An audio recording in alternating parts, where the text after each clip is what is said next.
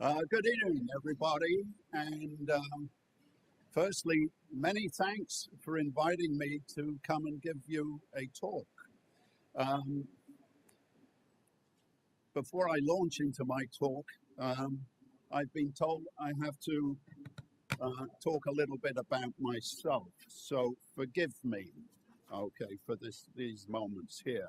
Um, uh, I was a school dropout, as we were referred to in the 60s. Um, I started my life pretending to be a musician. I was a very bad musician. I tried to be a drummer and I failed. And at the time, in the early mid 60s, I had no idea that there was a business of music. Um, but eventually, I did find there was a business of music, and I hustled my way, and I repeat, hustled my way into a job in a music publishing company. In 1971, I had the opportunity to join EMI. One of the reasons I was able to join EMI, there were a requirement for the job. The requirement was that I had to wear a suit and tie. And as I was desperate for a job, I said, of course, I was perfectly happy to wear a suit and tie, and I started at EMI. In 1972, I had the opportunity to move to Los Angeles, and I worked for a label called Capitol Records. Capitol Records was EMI's record label in North America.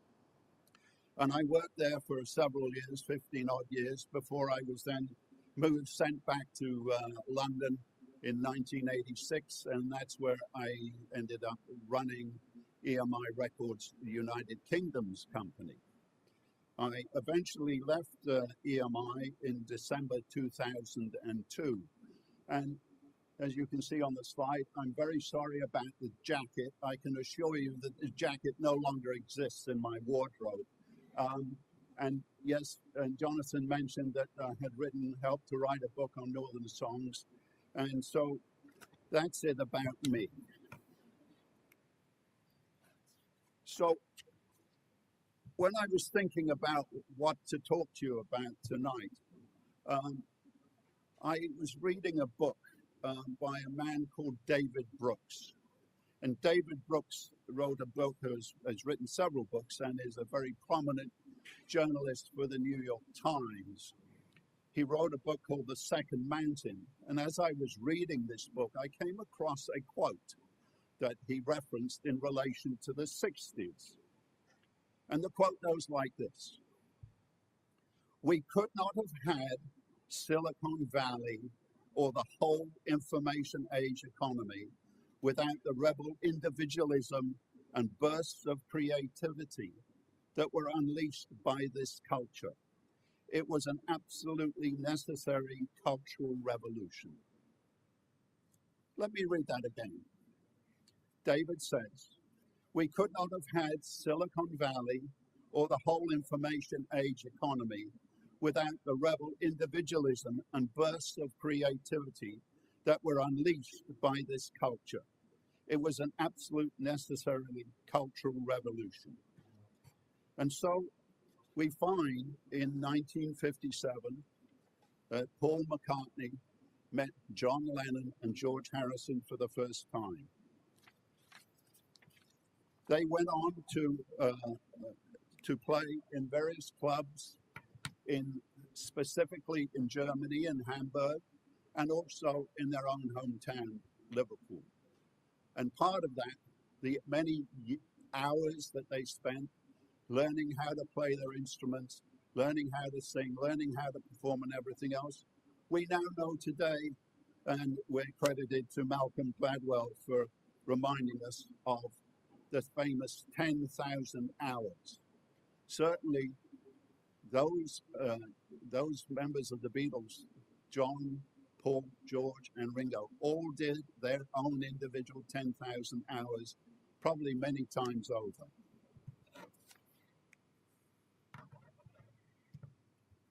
One of the big issues as it relates to the United Kingdom in the beginning of the 1960s was something called national service. National service was a mandatory requirement for all young men of 18 years old and up to spend 2 years in the military.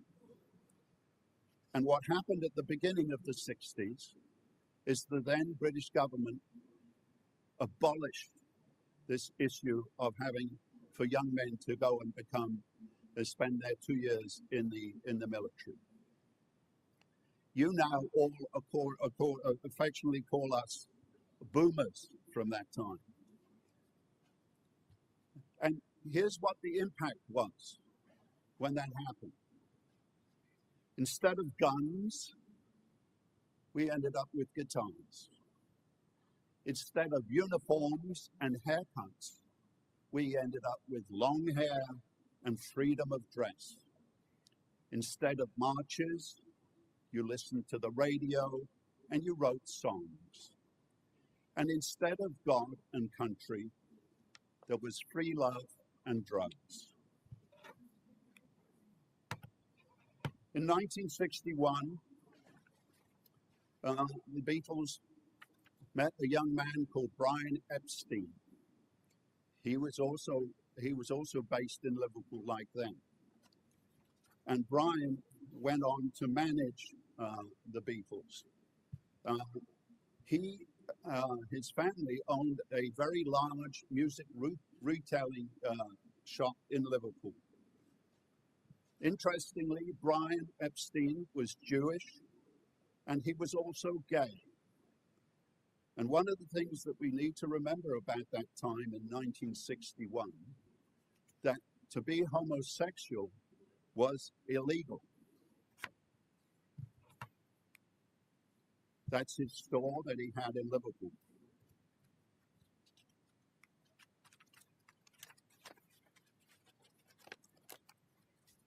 In 1962, Brian sat around trying to get a recording contract for this group that he loved called the Beatles.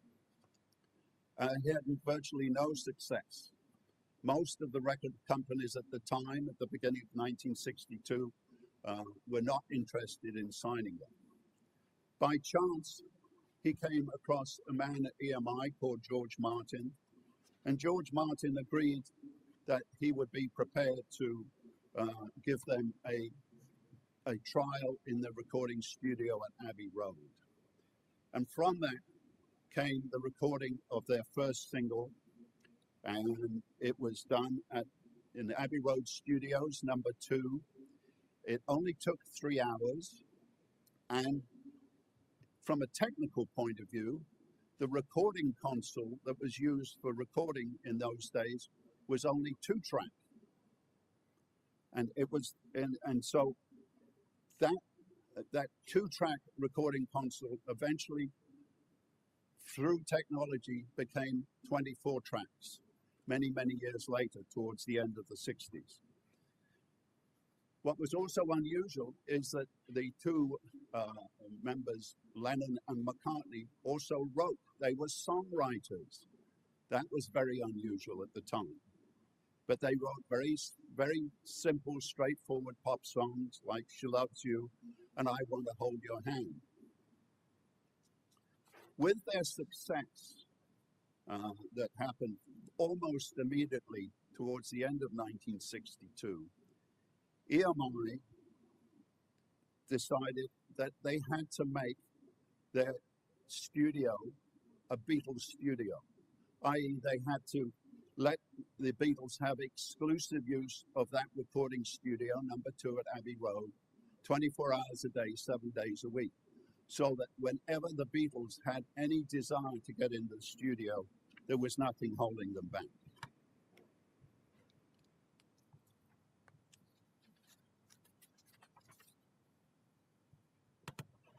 One of the other things that is also kind of interesting about that time is that their recording career as the Beatles, not as individuals, but as the Beatles, was relatively short. It was only 7 years. And in that time, they recorded 12 albums from 1962 to 1969 and wrote, who knows, 200 plus songs. Obviously, since that time, they've all gone on to do their own individual recordings.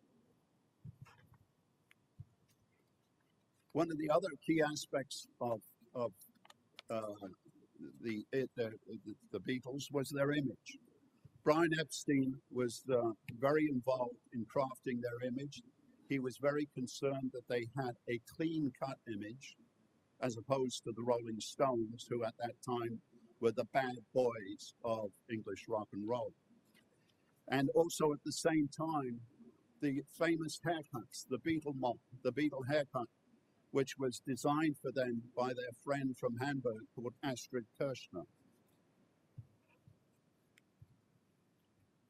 Along with their success came touring, and they toured all over the world. Their set, the actual performance only lasted 45 minutes. It was impossible to hear. They could hardly hear themselves sing or play, mainly because of the screams and the shouts of their female fans. The biggest concert they played, which is pictured there on the screen, was at a stadium in New York called Shea Stadium, which was a huge baseball stadium just outside of New York. And in that stadium were 50,000 people to hear the Beatles. Their touring ended in August 1966 in San Francisco, where they decided, the four of them, to call it quits and to stop touring. One of the other aspects of a new area of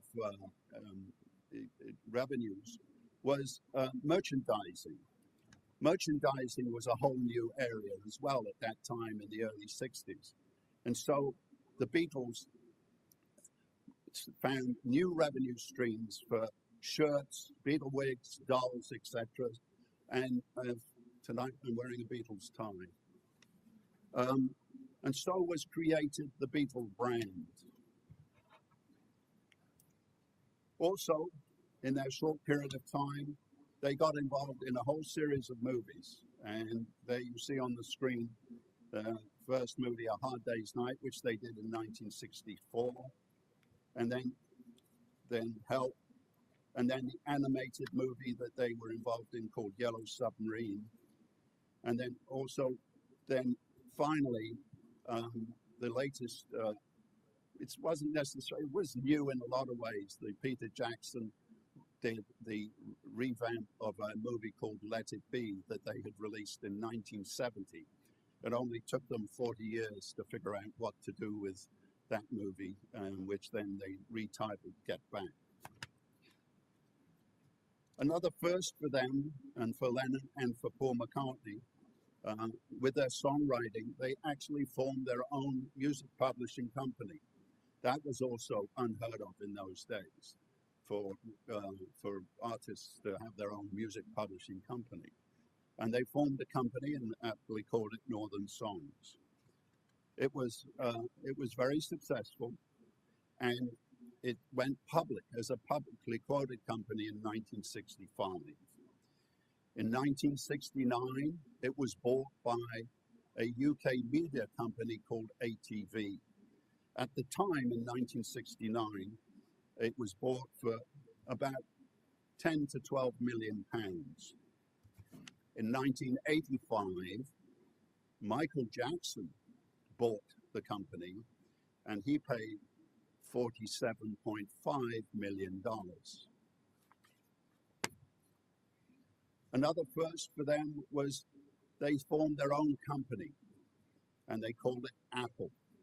And this was formed in 1967, and it was involved in all aspects, as being a record company, a film company, a music publishing company, and a rights management company. It still exists to this day. It is still owned by the four individuals and four entities, and I think last year, generated revenues of £32 million. You will have seen in the press upcoming uh, publicity about 4 new Beatle films that are going to be shot with Sam Mendes coming out at some point in the next couple of years. So Apple continues to go on and continues to be the Beatles company. Another first for them was in 1967, the BBC did the first live multinational, multi-satellite TV program. It was called Our World. At the time, the BBC asked the Beatles if they would write a specific song for this television program. And so they came up with a song. And their song in 1957 was called All You Need Is Love. And that went on to become the anthem at that time for what has now become known as the Summer of Love. The actual show was transmitted to 24 countries and apparently was the largest television audience at its time. Another first that they created a concert and for money of charity concert. George Harrison, 1971, created the first real big music charity concert for Bangladesh at that time.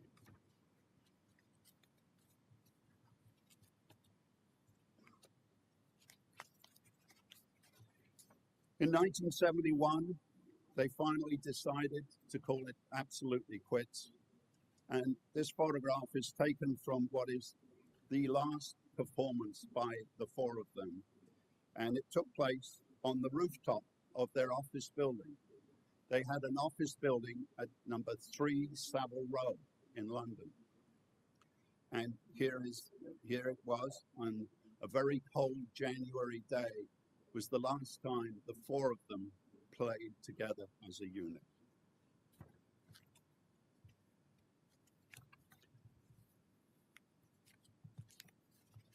So, in reflecting on this, I went back to the statement that David Brooks had written, and I thought it just needed a little slight change. So forgive me for the change.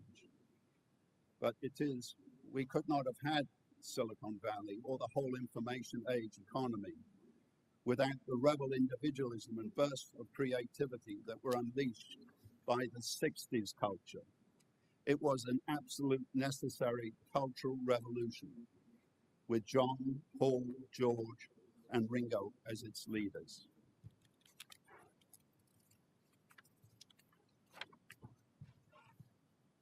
And so I end with this statement: the long and the winding road goes on forever. Thank you.